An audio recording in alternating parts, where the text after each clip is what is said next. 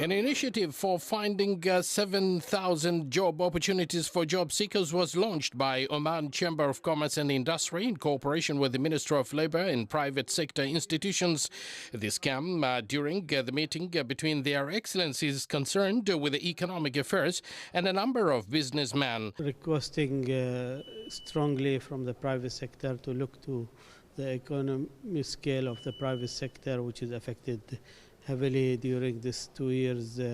effect of COVID. I think the small and medium entity companies are suffering a lot, and we believe there is a lot of a way of supporting them. Of course, the government gave them good number of facilities. A meeting where the government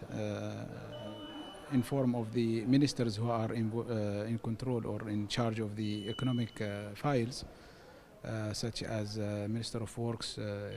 Minister of Economy, and Minister of Commerce, Industry and Investment Promotions, have come to the Chamber of Commerce to discuss with the business community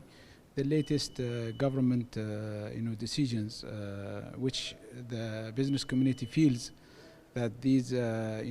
decisions from the government have affected the business environment. The meeting discussed the review of fees for the Ministry of Commerce, Industry and the promotion of investments for 3 years at a single batch, and the need to link foreign investments in the capital and quality of project, as well as a search for licensing mechanism for activities in the event of a technical failure in the system. A very interesting session of nearly 2 hours on discussing the impact of both manpower costs, manpower and skill barriers in place in Oman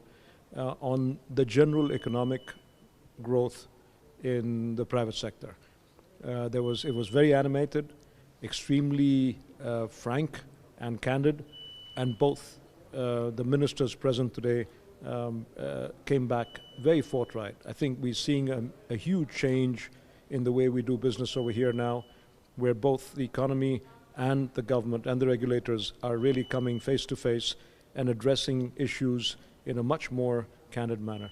The meeting also focused on providing special funding products for the private sector and reducing government fees imposed on it, in addition to discussing a fee for each activity that were previously paid for licensing fees regardless of activities, and identifying a group of advisory offices in the field of firefighting or fire extinguisher through the Ministry of Commerce, Industry and Investment Promotion and the Civil Defense and Ambulance Authority.